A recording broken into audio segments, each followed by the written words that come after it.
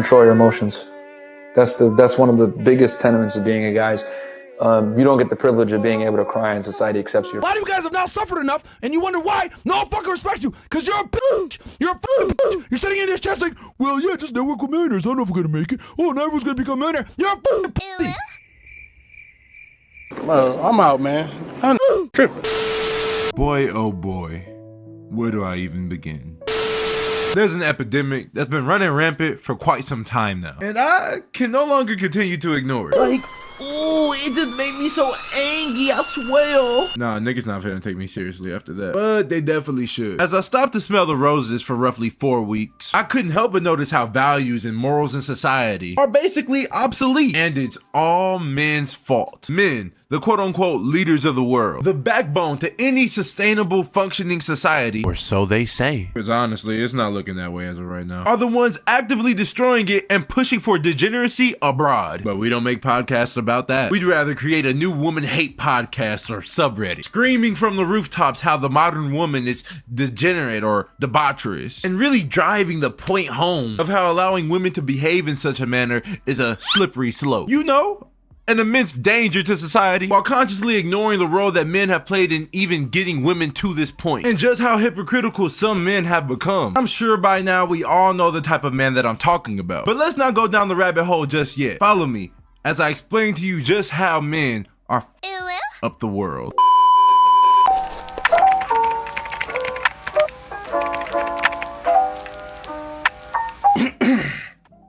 Now, some of you may see this point and think to yourselves, damn, how the hell does this play a role in men ruining the world? And I'd immediately respond to that by saying, brother, it's actually one of the most crucial points in this video. You see, these alpha males roaming the earth, constantly prowling around looking for their prey, have infested the earth and the ears of the youth. They preach masculinity, stoicism, and the control of one's emotions. And on the surface, it seems completely harmless. So harmless, in fact, that I wouldn't even attack these points. But the problem occurs when they themselves tend to lack these essential traits. That's when you get to see their true character. And it's typically one of a very emotional man. One that feels as if he catches so much as a whiff of disrespect that he must unleash his wrath upon you. Don't believe me? Take this macho man as an example. Now what I want you to do is, ladies, real quick, don't fucking waste my time. Rate the guys. Do me a favor, Josh. Stand up real quick, man. So I want you to rate me, my co-host, and then our fucking producer. Go from 1 to 10. I'll rate you a 7. I'll rate you an 8. I'll rate Josh an 8 also. Oh. 2. I would give him a 9. I would give him a 10. You sound like a stupid ass bitch. I'm trying to figure out why you rated me a 2, because we're not going off our interactions. We're going off beauty. I don't like light-skinned niggas. I don't give a fuck. You only gave me a 2 because of the whole interaction that we've been having, right?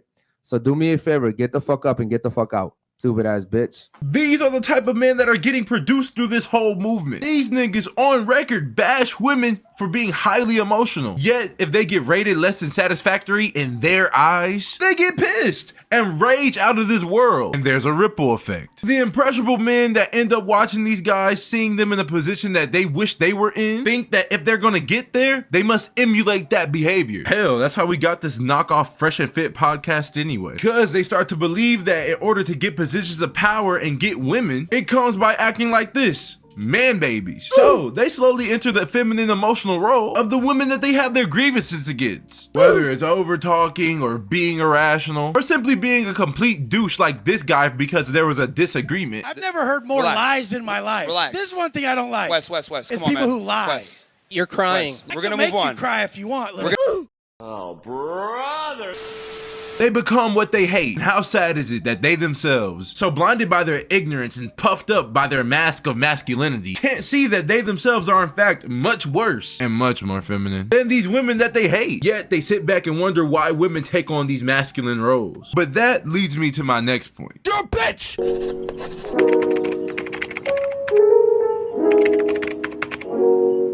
You see, I was gonna make this 2 separate points, but I thought it'd be better as one. Because together, it really highlights the immense brain deadness of this whole movement and just how primitive, ironic, and overall hypocritical it is. You see, There's always some type of nuance for us men, some loophole. But that never seems to be the case for women. When women try to find an excuse for their shitty actions, men almost immediately shut down all forms of deluded excuses. Like how Myron did in this clip. Guys don't like it when girls say signs and crystals and all other shit. Is basically what she does is she takes accountability away from herself and she puts it on the stars and the moon. So when she does dumb shit, she's always able to say, oh, I'm a Scorpio, or it's my sign. And to be honest, my nigga, I could agree. But the problem comes when men don't hold themselves to these same standards. Let's take lack of sexual discipline, for example. If a woman lacks in that area, they need to be held accountable and stop trying to find excuses. But if a man lacks in it, it's, oh, we're wired differently. We can't have discipline in that area because, you know, Me need sex. Lamau. Take this dating guru who got caught in his web of lies and looked like an absolute fool, for example. If you have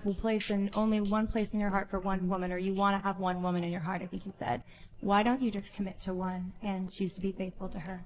I'm just not wired that way. I spent my whole 20s trying to fix myself. You're a man of self-control. You work out, you do business. You can possess your own power and direct it the way you want to direct it. It's just not how I am. It's not how I am. You think that might be a limited mindset? I think it's none of your business, but I don't want you to think I'm triggered by you. I'm not. I saw somebody say that, and I think it was interesting. I think you're annoying, but I'm not triggered. You know what I'm saying? No, you are. You're annoying in like this goody two-shoes type way, and that's fine. I'm going to live my life on my terms, unapologetically, like truly. Are you starting to be able to taste the hypocrisy spice soup? The man, the alpha male, who's in great physical shape, says he can't keep his cock-a-doodle-doo in his pants, no matter how hard he tries, because he just isn't wired like that. Which is just false, because clearly he has some form of discipline given his physique. So as he gets called out for this, he gets highly emotional and gets triggered. Kind of just like the illogical women that they bash for doing that. I just wonder where they got that from. Cause you know, men don't lead by example. But let's get deeper. These niggas will be the most anti-promiscuity, Promiscuous niggas you'll ever see. they'll use every religious text to tell women why they shouldn't cheat, even though they don't live by them. Yet completely ignore the fact that a man's duty is to also not cheat, or be promiscuous for that matter, and lead by example. But it's because men don't want that lofty burden of responsibility. Cause then, them niggas' whole belief system would go to and in order to protect that from happening, they are willing to go as far as supporting their own mothers getting cheated on, if it means that they can still do the deed with whomever they want. Shit is tragic. Roll the clip. If your dad cheated on your mom, how would you feel? I'd applaud him. I'd be like, fuck yeah, you got your money up, man. How do you think your mom would feel? You know what? She wouldn't leave. She's a real one. She would be like, damn, okay. If it was continuous? She wouldn't leave. Do you think she'd be happy with the dynamics of that relationship, though? She knows how it is. Boy, ain't no way, boy. These niggas must be stopped. And women see this, and they naturally become combative towards men, because that brain dead mindset has begun to run rampant. And because women are naturally followers, they mimic what they see from these men, because naturally they get tired of getting hurt. And this goes hand in hand with the revealing clothing that these niggas complain about, and the resistance to submission under a man. We help make women get into these states because of how we operate. And trust me, nigga, I know women are not dogs or insects. I know that they're sentient beings. They know what they're doing. They know right from wrong. So believe me when I say I'm not relieving them from accountability for their shitty behavior, but I'm enforcing the fact that as men, we need to be far more accountable for shaping the world as it is. Slutty or revealing clothing isn't normalized because women want to feel liberated, or because they're doing it for themselves, no matter how much they want us to believe that. It's because of us. Men. They're doing it for us because they want our attention, and they see us promote sexual attire by our mere actions, constantly flocking towards the women who participated in it with those thought mindsets, giving them all of our attention and resources because we're like dogs, thinking with our penises and urges rather than acting off of some sort of moral compass. Like we're literally like animals in that sense. And we degrade women who don't give in to our desires on the first date. But it's a lose-lose for women, because if they don't relinquish themselves to your urges ASAP, then you'll get bored and leave her, pridefully saying you shouldn't have to wait. And here's the clip to prove that. Listen, if you're waiting a long time to do it with someone you're dating, you're taking a long time for it to happen, you're wasting a lot of time. Why? Because you have to see if you and that person are sexually compatible. If you're not sexually compatible, what's going to happen is you're going to be wasting your time in the long run, because the relationship isn't going to last. It's not going to be good if that part of the relationship is not working. You have to do it through your actions. You have to hold them accountable by your behaviors. What do I mean by this? You just don't commit to these girls. You don't give them relationships because society isn't going to shame them or get them to behave better. What you could do is adapt to the situation and change your behavior and not commit to these women.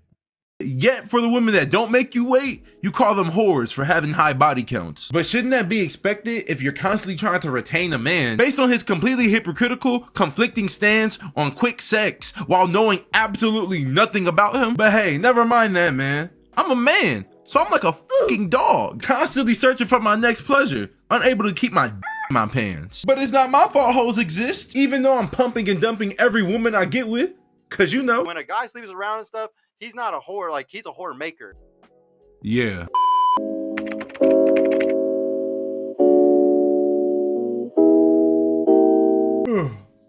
All right.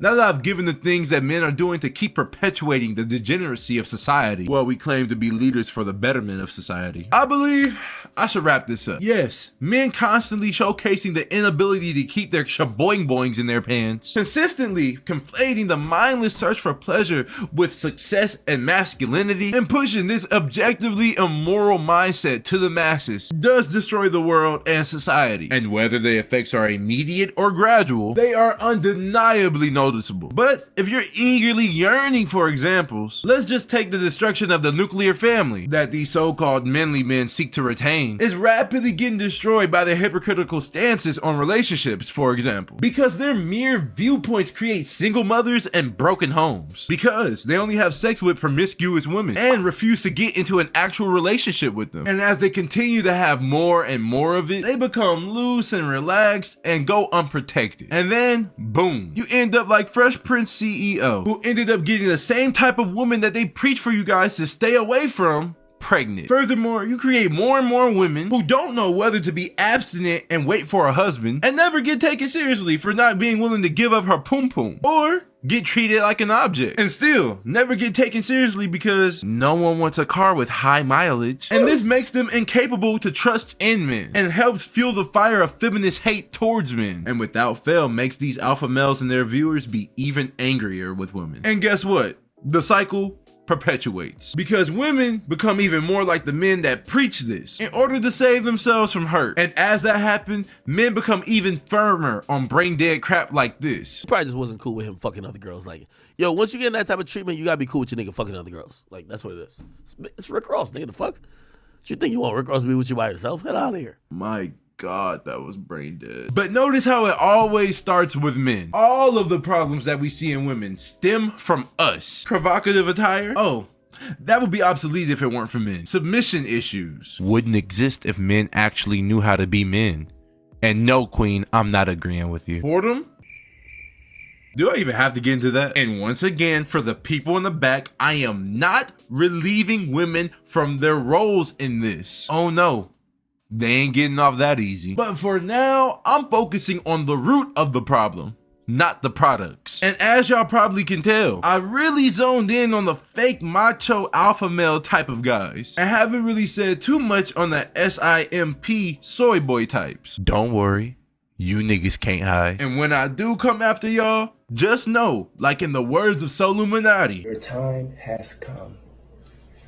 There's no way out of this one. But back to the topic at hand. Until men realize that the dating market being shit, women being very abrasive and how they are right now, hoes existing, and this whole gender war even being a thing is all the product of our fuck-ups, and that men need to change for the better, not physically or financially, but morally, and promote basic morality while actively dismissing immorality, then we'll forever have to deal with this shit. I want to be passed around so bad, but my boyfriend just wants a monogamous relationship.